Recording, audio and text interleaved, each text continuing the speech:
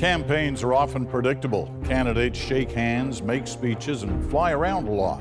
In the U.S., this year's presidential campaign has been anything but predictable. Sure, they do all that normal stuff, but there's been so much more. The headlines have been shocking. Lewd and sexist tapes, never-ending FBI probes, accusations of rigged elections, all of it leaving voters wondering what could possibly come next. Through it all, the country has looked divided and angry, making it a challenging story for reporters to cover. There's nothing more exciting, more competitive, or more unpredictable than a presidential campaign in the United States. One program, though, has broken the mold by doing things differently, going behind the scenes. Mayhem, madness, chaos. It's called The Circus, part of the Showtime franchise. Two top-notch Bloomberg reporters, John Heilman and Mark Halperin, along with veteran Republican Party strategist Mark McKinnon, that's him in the hat, they've followed Hillary Clinton and Donald Trump around the country for more than a year, gauging how campaign 2016 has been unfolding. I've been involved in politics for more than 30 years. I thought I'd seen everything when it turns out I'd seen nothing. I sat down with McKinnon in Showtime's New York City studios to get his take on the candidates, the campaign, and what it all says about America today. One of the most common things being said about this campaign is it's unlike any other. Well, few people have covered campaigns from both the inside and the outside than you. Is this really different? It's been unconventional and radical in every way. I've covered campaigns for 30 years, and there's not even a close second. You know, we looked at this race a couple of years ago, and we said X, Y, and Z was likely to happen, and not only did that not happen, it was a whole different alphabet. You know, it was like Greek, Russian. Russian's probably more appropriate for this election. If you put the two candidates away, who have their own uniqueness, if you want to say that, aside from them,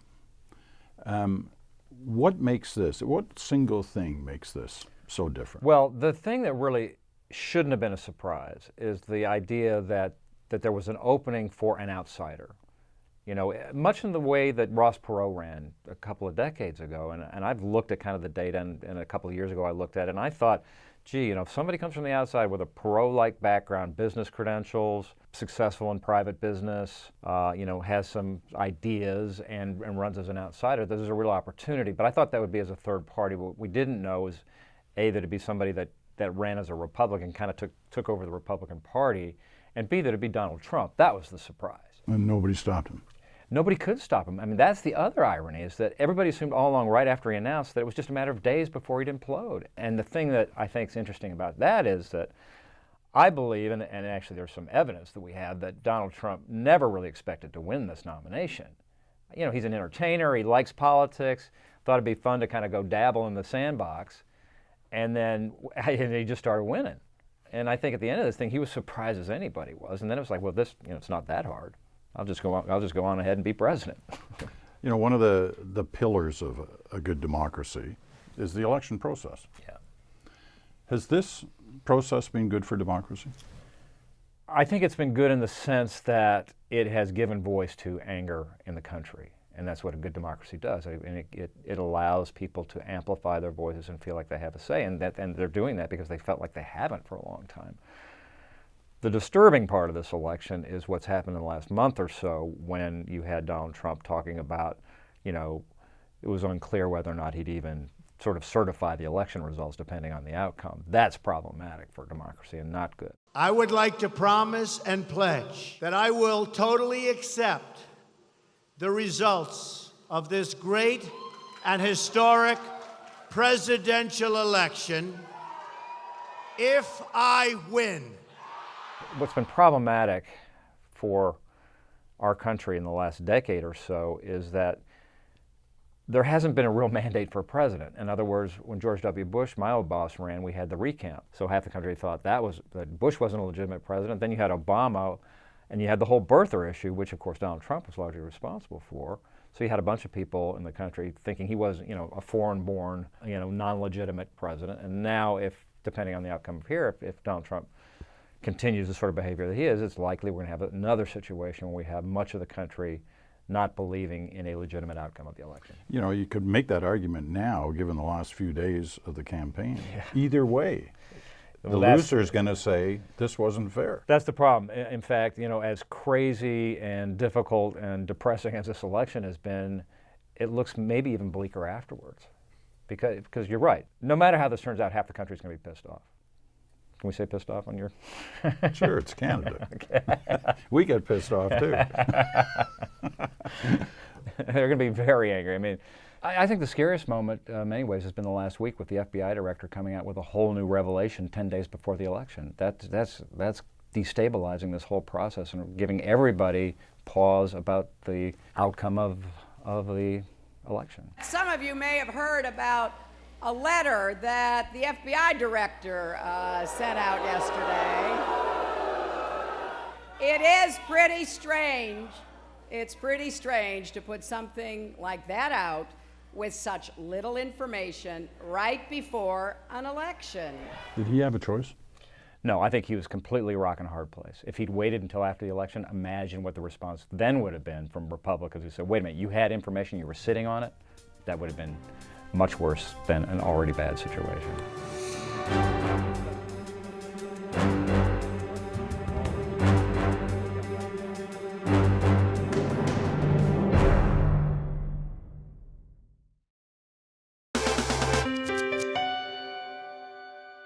I want to show a couple of clips from the circus. Before I do, I mean, one of the beauties of this program of yours and John and Mark's is that you've had access. You've gotten kind of inside the game or the circus.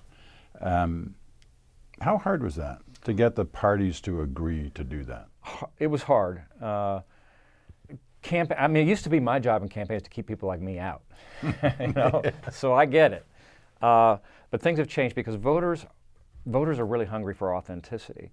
And I had seen the inside of campaigns for many, many years, and there's so much that goes on that I think is A, interesting, B, entertaining, compelling, and important for voters to know. I think people just get a better understanding of the candidates and the people around them, their families. It's just more context for these people that we're electing to run the free world. And so that was the idea behind it. But getting access was hard.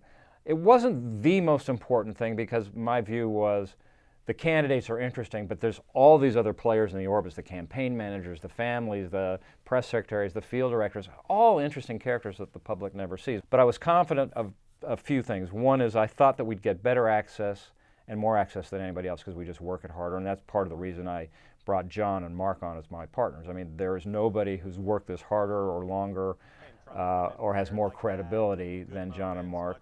And they wrote the book, Game Change. And so I just said, when we do this, we're going to need a lot of access, and these guys know everybody in the political world. They know all the gatekeepers. So that was important. But we had to work it hard. It was the worst part of this, is like begging everybody every week, please, please, please, let us in, let us in. One of the challenges of getting access is whether or not you're getting real access. Yeah, sure. I mean, there's argument that even when you do get access, they know there's a camera there, right? Mm. But what I found is that they know there's a camera there for about 15 seconds, and then they forget. So what happened in this process is that they were cautious at first because they weren't sure what we were doing, but as soon as they saw what we were doing, the doors started opening because they realized that we were completely impartial, down the middle. We just wanted to hold a mirror up to this thing and say, here's what goes on inside the tent. And once that happened, the access got a lot better. All right, let me show you the two clips. The first one is happened just after Labor Day with the Clinton crowd, and this is you going on the plane. 6 a.m. White Plains, New York, Labor Day. 60 days left. It's a sprint to the finish. This race has tightened up. This could go either way. Today, Secretary Clinton is on a larger plane, a charter plane, with the press for the first time. This is a big damn deal. Hey guys. I'm so happy to have all of you. Mark. How are you? This is it.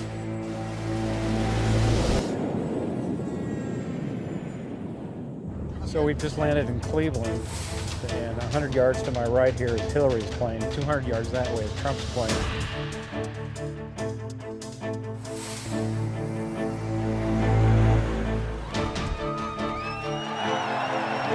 Cleveland, I know that these elections are always tight not taking anybody anywhere for granted.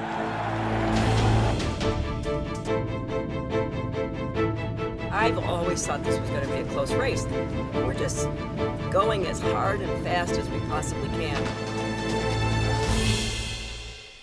There's a couple of things I like about that. One of them is you could run that almost any time in the campaign, because every time she seems to get a little bit of a lead, then suddenly it starts to tighten up.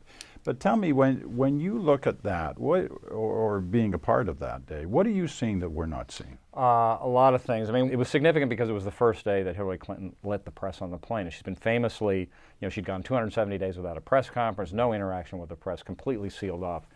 And so this was the first time. Does she not trust the media? What is it about her and the press? It's decades of being in the trenches and being in highly partisan warfare with Republicans, and just having been burned a lot, having been scorched, and it's just her inclination to be cautious and her style. Although people who know her, I don't know her well, but I've had some interaction with her, and when you deal with her one-on-one, she's very friendly. She's got a good sense of humor. And so it does make you wonder. It's like, why don't you kind of open up more? But it's just not the way she rolls. A couple things about when she came out on the plane. One is that you realize that she's a total pro. I mean, she knocked down 20, 30 questions, no problem. I mean, she can do that better than anybody that I've seen in politics in terms of anticipating what a question is. There's not a lot she doesn't know or hasn't thought about. So she knocked down those questions. It was like batting practice, no problem. So that was significant. The other thing that I noticed in that clip that I'd forgotten about was she was really worn down. This was right before she had the pneumonia. Right. And had that big deal where she went off the trail, and there was a bunch of controversy about that. And this is when the polls really tightened up. But the other thing I noticed was that she saw you. Yeah. She pointed you out. Yeah. Saw the hat. Well, here's trademark. Another thing. So she hadn't been out in front of the press corps in months and months and months and months. And what happened there, I'm sure, is that she saw a sea of press, mostly hostile, and she saw my hat, and that was just a familiar face. I know her from some nonprofit work, and it was just a familiar face where she was like, it was kind of like a lifeline. It's like, oh, there's somebody, Plus, somebody like you from your old job probably said to her, McKinnon's on the plane. Won't hurt. Yeah. Say hello. Sure, yeah. That kind of stuff happens, likely, right? Very likely, yeah. Let me show you the Trump clip. This is interesting, too. They're all interesting.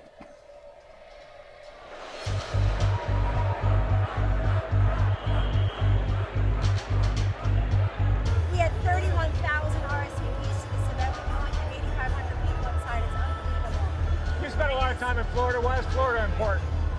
Well, it's the third biggest state in the country. When we win it, it pretty well locks up the presidency. Right. Please welcome the next president of the United States, Mr. Donald J. Trump.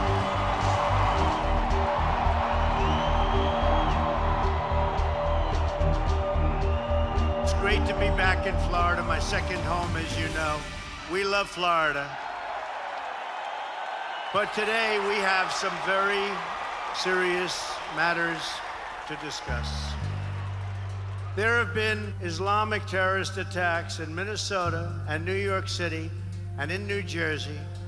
Yet Hillary Clinton talks tougher about my supporters than she does about Islamic terrorists, right?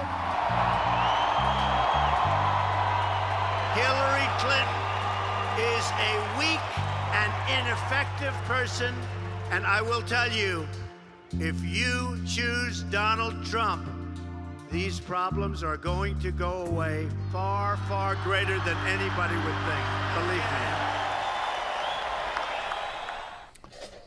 So what are you seeing there that we aren't seeing on this one? Well, I was struck by this rally as I was the very first time I went to a Trump rally, and struck every time I went to one, which is they're not like any political events I've ever seen before. They really are like a rock concert, a church revival. You really get a sense that it's a movement and something different. I can't recall a candidate in the U.S. or anywhere else, including Canada, being able to get away with, on a consistent basis, and he's done it for a couple of years now, of getting up and saying whatever the problem is, whether it's terrorism, whether it's the economy, whatever it is, saying, if you like me, That's not going to be a problem anymore. Yeah. Never explain why it won't be a problem. He just says it. It's, They go it's crazy remarkable. And move on. I mean, you know, and again, that's kind of why everybody initially said, "Oh, this isn't going to go very far," because he just says, you know, we're going to build a wall. How? You know, I'll tell you later. But people are so hungry for something different that even the fact that he would, you know, be fact-checked and people would say it's wrong, they don't care. It's just like the American voters are so skeptical about everything they've seen for so long. They just like the idea of somebody going to go in there and break things up. But, you know, he's the guy that had the balls to step into the vacuum, and that's what it took. I mean, there was a huge vacuum. There was a huge opportunity. He's the guy that showed up. Can you try to put yourself in there, inside that campaign as an advisor? And I mean, how would you deal with that? Well, it's such an unconventional campaign, has an unconventional structure. I mean, it's all about Donald Trump. I mean, you look at right now, Hillary Clinton has surrogates all over the country, Barack Obama, Michelle Obama, Joe Biden, you know, a whole team of very significant surrogates. Donald Trump is a one-man band, and it's a one-man campaign. People around his campaign don't really advise him or tell him what to do. He tells them what to do. You know, he's gone through 3 campaign managers. Have you talked to any of them? Yeah. I mean, and they all say that it's the Trump show. He won't listen? No, I mean, and part of the problem is, I know this from other campaigns. You get into this kind of mantra about whoever the candidate is. In this case, is Trump, and the acolytes around him are saying, "Let Trump be Trump." It's exit stage left for Barack Obama, but we've seen him on the campaign trail in the last month. He's still pretty good. Revenge is best served hot. Yeah, I mean, it is. It's unprecedented what Barack Obama is doing. First of all, it's hard to even remember an incumbent president going out on the trail at all, much less this enthusiastically. But he's having a lot of fun out there because he's getting back at the guy that really crippled his presidency in many ways with all the birther stuff. Anybody who is upset about a Saturday Night Live skit, you don't want in charge of nuclear weapons. No, I'm serious. This is a guy who tweets, they should cancel Saturday Night Live. Really? I mean, that's the thing that bothers you and you want to be president of the United States? Come on, man. What has this taught us about America?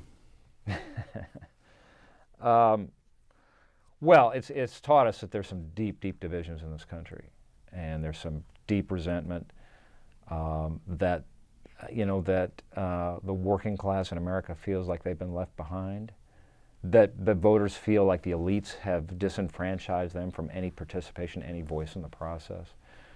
That we got some problems here, and and it's not going to be fixed quickly. I mean, this has been a tempestuous campaign, and I'm worried that the aftermath, in many ways, could be even worse.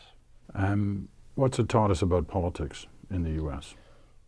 Well, it's taught us that campaigning today in America and going forward likely is different. Now, the big question is this a Trump phenomenon? In other words, can somebody replicate this going forward?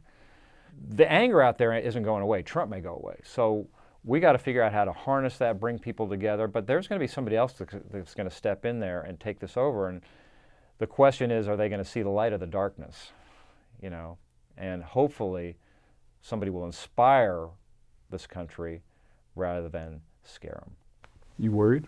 Sure, yeah. No, I'm as worried as I've ever been in my entire life working in politics. But you seem to be concerned or worried no matter who wins, given that divide. Yes, I think there's a huge divide, there's enormous resentment, and there is one thing that Donald Trump really tapped into was this notion that the system's rigged. And the problem is that voters keep seeing evidence that that's true. I mean, just look at the last few days here with the FBI director. So they're getting all these signals that are reinforcing their worst fears that, yeah, the system is rigged. The challenge is for our leadership in this country to put in place some policies, show some behavior that suggests to people that they do still have a say in this American democracy.